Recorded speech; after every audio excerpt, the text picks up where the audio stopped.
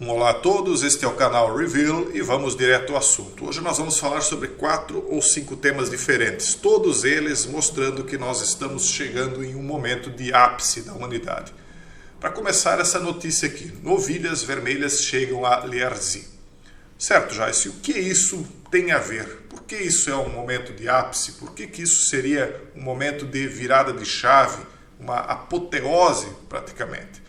Bom, nós vamos falar nessa notícia aqui em específico, e isso vai acabar repercutindo nas demais que nós vamos comentar, sobre profecia. E aí eu não estou pedindo para você acreditar ou deixar de acreditar nessa profecia, eu só estou comentando porque um número muito grande de pessoas acredita nessa profecia. Então ela é importantíssima, pelo menos por conta disso, né? Para aqueles que não acreditam, pelo menos por conta do grande número de pessoas que acreditam nela. E essa profecia está localizada no livro de Números, capítulo 19, versículo 2, que diz o seguinte: esta é a lei ritual que Hashem ordenou. Instrua Bnei Lierzi a trazer para você uma vaca vermelha sem defeito, na qual não há defeito e na qual nenhum jugo foi colocado. Vamos explicar isso. Primeiro, a vaca tem de ser totalmente vermelha. Aí você vai me dizer, mas eu já vi vacas vermelhas no terreno do vizinho, eu mesmo tenho uma, quando eu vou para o interior eu já vi. O que tem de mais isso? Bom, primeiro que ela tem de ser 100% vermelha, não pode ter nenhum tipo de pelo de outra cor. Primeiro ponto, o que é raríssimo, não é tão fácil. Hoje, com a manipulação genética, é possível. Não sei se eles vão admitir uma novilha com manipulação genética para este fim. Mas esse é o primeiro ponto. Segundo ponto, ela não pode ter defeito algum. Ela não pode ser manca, ela não pode ter qualquer tipo de defeito genético nela. Segundo ponto. E terceiro ponto, nenhum jugo pode ter sido colocado sobre ela. Então, se por exemplo você tem aí uma novilha na sua propriedade, essa novilha poderia valer muito, muito dinheiro mesmo. É imensurável que ela poderia valer para a fé de algumas pessoas, de muitas pessoas. Só que se você passou uma corda no pescoço dela, se você botou um jugo em cima dela para ela puxar uma carroça, uma zorra, seja lá o que for, ela já passa a ser uma novilha comum, porque um jugo foi colocado sobre ela. E aí, quando você faz isso, você percebe que não é possível enganar, porque a crina dela, né, que seria aqui em cima, ela baixa, ela já não fica mais em pé, como uma novilha cujo o lombo dela não teria qualquer tipo de jugo sido colocado anteriormente. Então é possível detectar a partir disto. Certo, eu entendi a profecia, entendi o que seria essa novilha, mas para que serve ela especificamente? Existe o Instituto do Templo, no país de Lierzi, que deu um grande passo para restabelecer o serviço do templo, que seriam quando 5 novelhas desembarcaram no aeroporto internacional de Ben Gurion. Então esse era um ponto-chave, eu já falei algumas vezes sobre isso no canal antigo Casando o Verbo.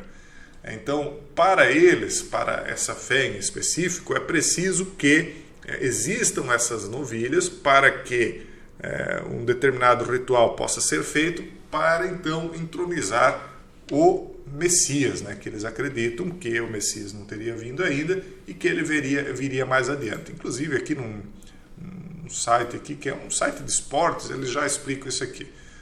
O nascimento de um bezerro vermelho em Israel, anunciado pela entidade do Instituto do Templo, é visto como um sinal dos tempos. Então é um sinal de que o Messias estaria às portas, então seria necessária a pureza, né, dessa novilha aí para a restauração do mundo. Jason, mas eu não acredito nada disso. Não importa se você acredita, se eu não acredito, mas existe uma grande quantidade de pessoas que acredita nisso. E aí, a partir disso, você tira suas próprias conclusões. Bom, então isso é um grande sinal aí de que uma grande virada de chave está por acontecer. Eu vou deixar os links depois para vocês. Mas tem mais, tem uma situação aqui que parece discrepar totalmente do que eu falei anteriormente.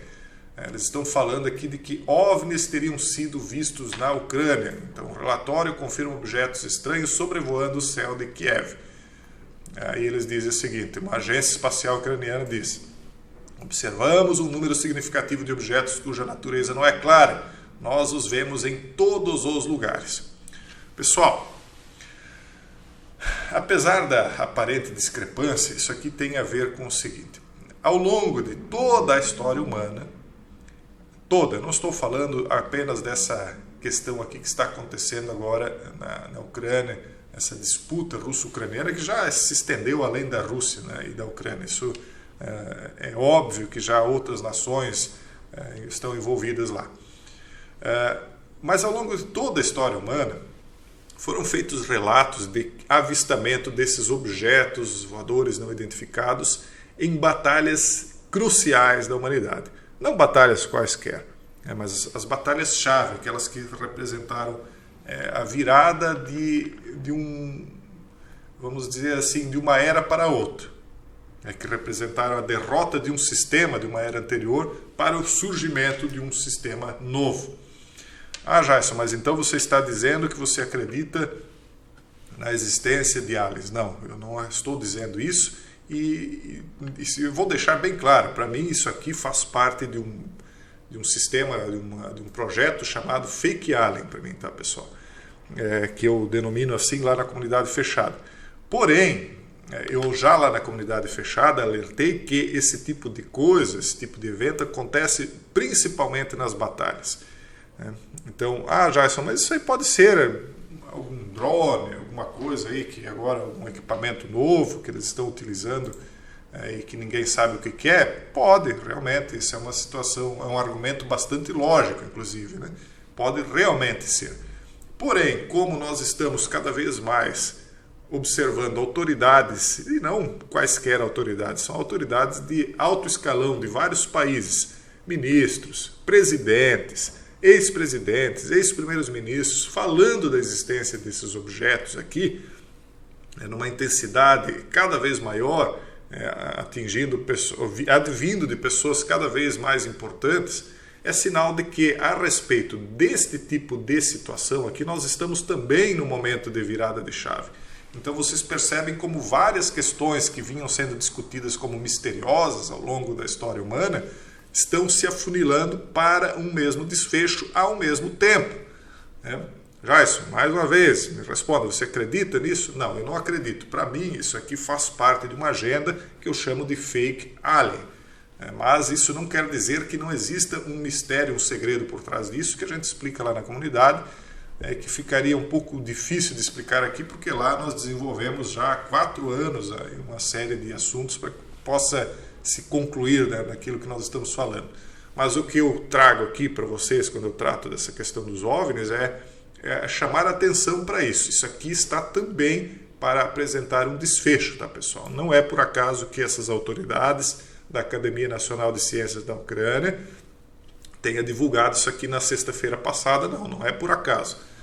Então, de acordo com o Olhar Digital, o relatório descreve etapas recentes que os astrônomos ucranianos tomaram para monitorar objetos rápidos e de baixa visibilidade no céu diurno da cidade, ou seja, à noite. Através de câmeras especiais em 2 estações meteorológicas, os astrônomos identificaram dezenas de objetos que, segundo eles, não podem ser cientificamente identificados como fenômenos naturais conhecidos. Então não seriam nem naves humanas conhecidas, podem ser algumas desconhecidas ainda, né? Mas a princípio não seria nenhuma conhecida e nenhum fenômeno natural conhecido. Observamos um número significativo de objetos cuja natureza não é clara. Nós os vemos em todos os lugares e verão cada vez com mais intensidade. E isso nos leva a essa nova notícia aqui. Robôs ultra-realistas já estão entre nós. Aí eles colocam, robôs nunca vão dominar o mundo. Essa frase poderia ter sido dita por um cientista ou um especialista em robótica, mas na verdade quem disse isso foi um robô. Mais especificamente a Mecha, um robô humanoide que está chamando a atenção por suas expressões ultra-realistas. Nós já falamos aqui também, nesse mesmo canal, sobre como a inteligência humana está sendo cada vez mais próxima de ser copiada. A inteligência artificial. Só que existe uma situação que foge da racionalidade pura matemática, que faz parte da capacidade humana, que é a emoção humana. Então, muito já se discutiu a respeito da possibilidade de um robô simular emoções humanas. E a capacidade de expressar as emoções, né, como eles colocam aqui, O que chama atenção é as suas expressões ultra-realistas, a capacidade de expressar sentimentos através do rosto, porque é através da leitura do rosto que você percebe o que a pessoa realmente está pensando. Quem conhece programação neurolinguística entende dessa linguagem facial, e não só facial, né, da movimentação do corpo, da maneira como a postura do corpo, etc. Compreende que essa expressão, né, é uma exteriorização do sentimento ou da capacidade de imitar sentimento. Então, eles não só estão prestes a romper a singularidade na questão da inteligência puramente racional, como também na capacidade de simular sentimento e expressar esse sentimento externamente. Então, apesar de longe de nossa realidade, esses robôs estão aparecendo cada vez mais e surpreendendo pela sua inteligência artificial. Quer dizer, eles ainda estão longe de nós, mas cada vez mais nós vemos nomes diferentes de humanoides diferentes. Agora, o Ameca, né? São já inúmeros os nomes, são várias as empresas tecnocratas que estão apresentando cada qual a sua versão. Então, isso aqui também está prestes a surgir junto com todas essas outras questões que há muito tempo nós viemos sendo programados aí dentro desses filmes de ficção científica que tratam de OVNIs, né, que tratam de robôs, que tratam de transhumanismo, hibridismo, etc, etc, etc, tudo culminando ao mesmo tempo em conjunto com essa questão da vinda do Messias, né, aqui através desses sinais aí da novilha vermelha. Isso nos leva a esta última matéria aqui que eu queria analisar com vocês. Antes de nós analisarmos ela, eu quero lembrar a vocês aquele vídeo, não sei se todos vocês assistiram, não sei nem, eu até talvez teria esse vídeo aqui para mostrar para vocês, mas também não vem ao caso, porque ele não é legendado. Mas era um vídeo do Klaus Schwab, onde ele dizia que em no máximo 10 anos, isso ele falava 1 ano ou 2 atrás, as pessoas estariam conectadas com suas mentes à internet. Era o que ele falava, né? E ele dizia isso com uma plena certeza, entrevistando inclusive um especialista nessa área que repetia essas coisas. Na verdade, ele fazia perguntas retóricas para essa confirmação, para esse cientista. E agora, mais uma vez, o Elon Musk aqui, né, que é o nosso freguês frequente aqui, né? A gente fala frequentemente dele porque ele é um dos tecnocratas que faz essa abertura de assuntos polêmicos como se houvesse alguém lá em cima preocupado com aquilo que está por vir, né? Então eles passam uma certa tranquilidade às massas, dizendo, não, mas espera aí, não é todo mundo que está acelerando loucamente aí esse automóvel do conhecimento humano, a ciência humana que não tem mais freio e só se multiplica cada vez mais rápido sem que se pense nas consequências. Não é todo mundo, pelo menos tem lá o ápice dos empresários tecnocratas está preocupado. É só para isso, ou basicamente para isso que ele faz esse tipo de coisa, né? E também de uma maneira preditiva. Ele está dizendo o seguinte: estamos perigosamente perto de dar às grandes tecnologias o controle de nosso pensamento. Por isso eu falo do Schwab. Ora, se você conecta a pessoa com um chip na internet, é óbvio que você vai fornecer os seus pensamentos para ela.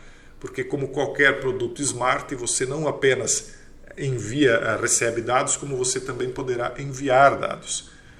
Então, e isso é até irônico que Elon Musk diga que se preocupa com isso, uma vez que ele é o projetista do Neuralink, que é o chip que conecta o cérebro humano à internet. Então é tudo uma hipocrisia muito grande. Elon Musk vem aqui, segundo a matéria, se proclamando como um absolutista da liberdade de expressão, embora relatos sobre a forma como os funcionários de suas empresas foram tratados ao exercer seus... Aqui já é, sabe, aquela matéria, quando ela enviesa, porque ele é um direitista, segundo eles, então vamos dizer assim, não, mas espera aí, mas ele é contra a liberdade de expressão.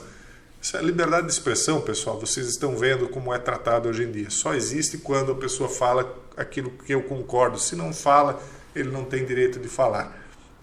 Então é tudo uma grande hipocrisia aí de lado a lado.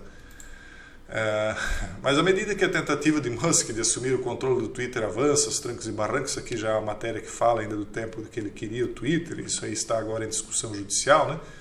ele está falando que o grande problema é que as pessoas estão prestes a dar a sua integridade, ou os seus pensamentos, a sua intimidade, né, maior, aquela que até então era inviolável, para a tecnologia. Então tudo já se tem controle. Eles vão ter controle em cima do que você gasta de energia, aquilo que você consome, desde do menor alfinete até um automóvel, até uma residência, um iate, não importa o que você comprar, eles vão saber. Nós estamos adentrando essa era em questão de 1, 2, no máximo 3 anos.